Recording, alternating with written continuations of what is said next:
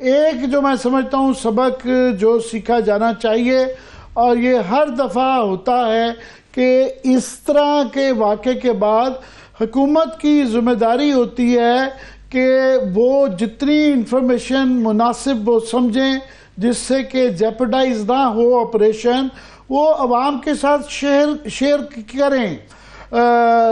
क्योंकि जब वो नहीं करते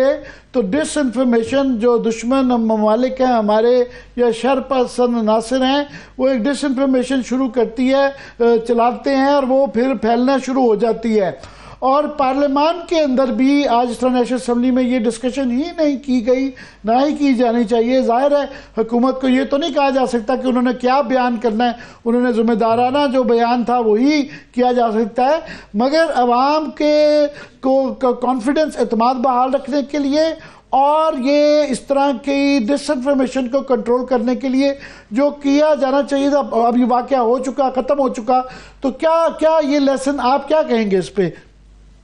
देखिए, मैं आपने जो तीसरा नुक्ता मेरे जहन में था, बिल्कुल आपने राइटली उसको पॉइंट आउट किया कि देखें, सबसे पहले जो प्रिएम्प्टिव मूव्स होती हैं वो तो नेशनल यूनिटी से निकलती हैं। दूसरा ये होता है कि जो ऑफेंसिव लिया गया हो उसके जो वो एरिया जो किसी की तरफ से ट्यूटर्ड हो उनको भी उसके ऊपर हुकूमत एक डिप्लोमेटिक ऑफेंसिव लेती है। और तीसरा बात ये होती है कि मीडिया के जरिए आप ना सिर्फ आवाम तक इंफॉर्मेशन पहुंचाते हैं, बल्कि उस इंफॉर्मेशन के जरिए आप पब्लिक को गाइड भी करते हैं और एक ऐसा माहौल बनाते हैं कि उसके अंदर कम से कम आवाम का एतमाद जो है वो कौमी नशरियाती इदारों के ऊपर और आपके जो सिक्योरिटी रिलेटेड इदारे हैं उनके ऊपर भी कायम रहे। और इसके बाद जो अगली चौथी चीज है वो ये है कि जो आपकी सिक्योरिटी से रिलेटेड सिविल इदारे हैं उनको भी इस वक्त बहुत ज्यादा प्रोएक्टिव करने की जरूरत है, जिसमें आपकी आईबी है, जिसमें आपकी पुलिसिंग है, जिसमें आपकी स्पेशल ब्रांच है। ये एक बहुत ट्रेडिशनल इदारे हैं हमारे मुल्क के, जिनके जरिए हमें ऐसे ऑफेंसिव को काउंटर करने के लिए जो लोकल गवर्नमेंट्स हैं और जो वहाँ की मुकामी हुकूमत है बलूचिस्तान की, उसको भी हमें रीइंफोर्स करना चाहिए, क्योंकि वहाँ पर इसका वॉल्यूम और इसका जो साइज है दहशतगर्दी का वो बहुत ज्यादा बढ़ रहा है। और जो वहाँ के लीडर्स हैं वो भी यही बयान दे रहे हैं कि मुख्तलिफ इलाकों के अंदर चैलेंजेस जो हैं सिक्योरिटी के वो बहुत बढ़ते जा रहे हैं और इसको भी दुरानी साहब, ये आप मुझसे एग्री करेंगे कि 75 साल की तारीख में पाकिस्तान दहशतगर्दी का बहुत ज़्यादा टारगेट रहा है और अभी भी टारगेट है, मगर इस स्केल का, इस नौयत का वाकया बहुत कम ही नज़र आता है। और ये अकेला नहीं है, इसी हफ्ते बन्नू में भी छावनी के ऊपर इतना ही ऑर्गेनाइज अटैक किया गया, बिल्कुल, बिल्कुल। चाहे वो टीटीपी हो, चाहे वो बीएलए हो, ये जो बहुत इनकरेज्ड हो गए हैं इस तरह के नासिर, तवातुर के साथ ये हमले हो रहे हैं। और इस साल जो ग्लोबल इंडेक्स टेररिज्म का है, हम दूसरे नंबर पे हैं, 1000 से ज़्यादा वाक़यात हुए हैं। तो इसका क्या क्या करना चाहिए हमें? सद्देबाब क्या है? देखिए, अब इसके सद्देबाब के सिलसिले में तो जितने भी इंटरनेशनल इंडिकेटर्स आ रहे हैं वो सारे एक दूसरे की तरफ इशारा करके आपको भी कुछ इशारा दे रहे हैं। देखिए जी, अगर आपके अंदर ये कहा जा रहा है कि जमहूरी आज़ादियाँ जो हैं मुल्क के अंदर वो मजीद कम हो रही है, अगर ये कहा जा रहा है कि मीडिया जो है उसका सप्रेशन बढ़ रहा है, और अगर ये कहा जा रहा है कि मुल्क के अंदर करप्शन बढ़ रही है, तो ये वो तमाम इंडिकेटर्स हैं जो कि बैड गवर्नेंस की तरफ लेके जाते हैं, जो बैड गवर्नेंस को इंडिकेट करते हैं। इस सूरत हाल में बात तो मैं बहुत कर सकता हूँ, लेकिन ये एक दुख का मौका है, इसके ऊपर इंसान ऑब्वियसली नहीं, मगर मेरे ख्याल दुरानी साहब ये बिल्कुल बहुत अहम बात कर रहे हैं और करनी चाहिए भी कि जब एपीएस का वाकया हुआ तो सारी कौम इकट्ठी हुई थी। पाकिस्तान ने दहशतगर्दी के अफगान वॉर के दौरान में रोज पेशावर में, बलूचिस्तान के अंदर जो है रोज हमले होते थे, मगर उस वक्त कौम में एक एकता नजर आती थी, इकट्ठी होती थी। इस वक्त बदकिस्मती से वो नहीं है, उसके अवामिल हैं। देखिए, आवाम तो ऐसे, मतलब पब्लिक को तो ऐसा फील हो रहा है जैसे ईगो की वॉर हो रही है। हमें तो ऐसा लग रहा है कि मैं जब फॉरेन ऑफिस की बात करता हूं तो मैं दुख में डूब जाता हूं। वो फॉरेन ऑफिस जो पाकिस्तान की पहचान और पाकिस्तान के जो डिप्लोमेटिक ऑफेंसिव होते थे उसमें पूरी दुनिया में एक पहचान रखता था अपनी। इस वक्त ये हाल है कि पाकिस्तान एक दहशत एक्सटर्नली बैक्ड और इंटरनली बैक्ड दहशत गर्दी के अंदर जिस पूरी तरह से फंसा हुआ है, उसमें हमें दूसरे मुल्कों की जो डिप्लोमेसी है वो हमारी वीकनेसेस को तो आइडेंटिफाई कर रही है, हम किसी की नहीं कर रहे। दूसरी तरफ ये है कि जो हमारा अपने अंदर जो है, हम ऐसे लगता है कि हम सिर्फ दहशत गर्दों से नहीं लड़े, हम अपनी ईगो से भी लड़े। हम अपनी जो हमने एक खुद साख्ता एक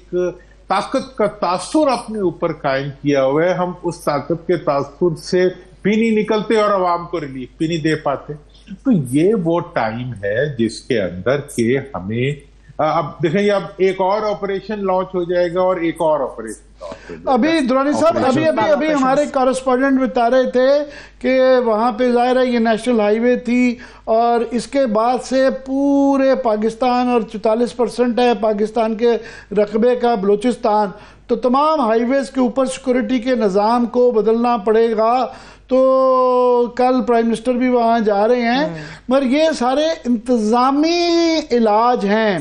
सियासी हल आप सियासतदान रहे हैं और आपका अक्सर ये कहना होता है सियासी हल का क्या उस तरफ हम जा रहे हैं और वो कैसे होगा, कौन करेगा, ये इस पे बात करें। देखें जी, अब अगर जैसे प्राइम मिनिस्टर साहब हैं, सदर साहब हैं,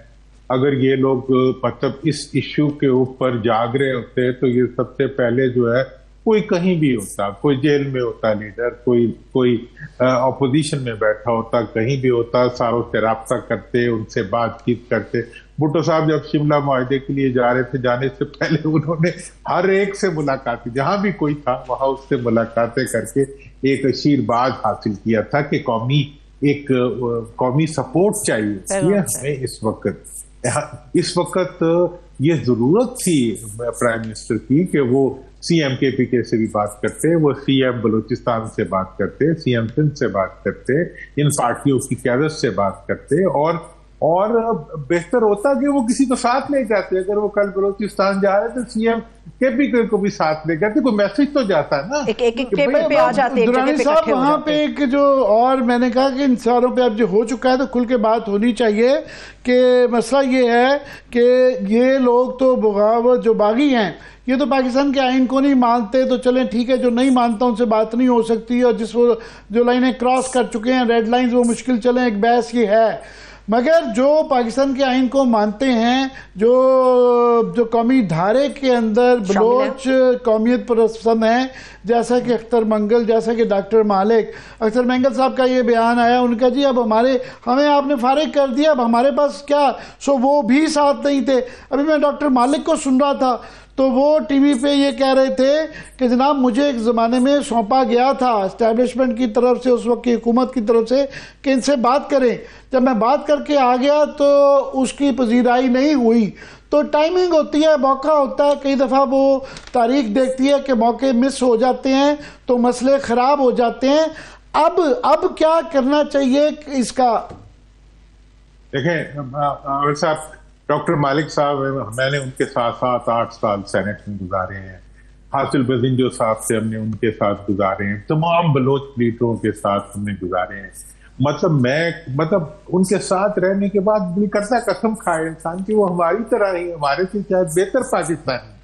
और वो पाकिस्तान के आइन को जमहूरियत के रास्ते से मानने पे तैयार है, वो पाकिस्तान के आइन को अवाम के वोट के रास्ते से मानने के लिए हर वक्त तैयार होते हैं। लेकिन क्या हम उनको रिस्पेक्ट नहीं दे सकते इसलिए कि वो उन लोगों के साथ नहीं मिले हुए जो हकीकत में आईने पाकिस्तान को तस्लीम नहीं करते, बिल्कुल, या फिर हम खुद भी पता नहीं कितना मानते हैं और कितना नहीं मानते। तो लिहाजा इस लिहाज से मैं ये समझता हूँ कि इस वक्त प्राइम मिनिस्टर साहब अगर जा रहे हैं तो उन्हें तमाम बलूचिस्तान की लीडरशिप, और मैं फिर कह रहा हूँ कि केपीके की लीडरशिप को भी अपने दाएं बाएं साथ ले जाकर इस इशू के ऊपर एक कम से कम कौमी यकजहती का एक इनिशिएटिव के तौर पे देना चाहिए। और वो इस वक्त देखें, मेरा तो दिल करता है कि मैं इस वक्त हाथ बांध के कहूँ कि यार खुदा के लिए आपस में हाथ मिला लो, हाथ बांध के कहूँ कि खुदा के लिए एक दूसरे से गले मिल जाओ। अब अगर गलों से नहीं मिलोगे तो लोग तुम्हारे गले काटेंगे, और कट रहे हैं, हमारे ही गले कट रहे हैं। और उसके रास्ते में सबसे बड़ा जो जस्टिफिकेशन बनी हुई है वो हमारा अपना टकराव बना हुआ है। और हमारा हर जो मतलब सोल्यूशन है वो अगर ताकत की जबान से निकलेगा और ताकत के अल्फाज में बोलेगा, तो मेरा ये ख्याल है कि ये इस सारे जो इस वक्त मसला डॉक्टर मालिक साहब का एक बड़ा वैलिड आर्ग्यूमेंट था। उन्होंने कहा कि बात कौन किससे क्या करेगा, कि यहाँ पे जब तक रूल ऑफ लॉ या नुमाइंदगी का किसी के पास हक नहीं है तो कौन किससे बात करेगा ये तयन नहीं करना। 70s की इंसर्जेंसी इससे बहुत ज़्यादा बुरी हालत थी, मगर उस वक्त इतने लोग थे, नवाब भुट्टी का रोब था, नवाब खैर बख्शमरी का, ताउला मेंगल का। अभी तो कोई वहाँ पे जो लीडरशिप है वो सही कहते हैं कि हमारे पल्ले छोड़ा ही नहीं है कि हम किससे बात कर सके। नहीं, यही तो उनका गिला है। वो कहते हैं कि जी जो हम लोग अगर इस काबिल छोड़ दिए जाते, हमें अगर पार्लियामेंट के अंदर हमारी ड्यू शेयर दे दिया जाता, हैंड पिक्ड के बजाय पब्लिक पिक्ड जो थी असेंबलीज और पार्लियामेंट में प्रेजेंस होती, तो हम यकीनी तौर पे इस इतनी तो इज्जत रखते दुनिया की नजर में कि वो दहशत गर्दों के पीछे ना चल पड़े। हम अपने अवाम के सामने इतने तो बाइज्जत होते कि वो एक नॉन एंटिटी उन लोगों के पीछे जो कि जिनके इकदामात को वो जस्टिफाई भी नहीं कर सकते। देखिए इस वक्त पंजाब हो, बलूचिस्तान हो, सिंध हो, ये आपस में गुंधे हुए वो हैं इलाके हैं। हम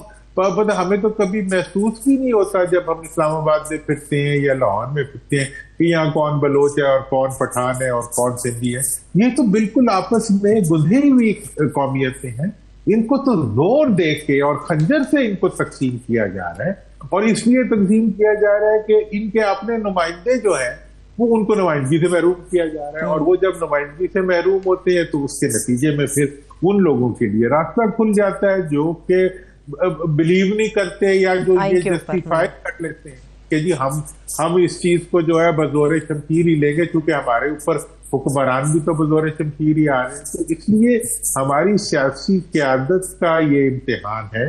कि वो इस वक्त सियासी इक़दामात के जरिए अपने कद को और अपनी हैसियत को और मुल्क से अपनी मोहब्बत को जस्टिफाई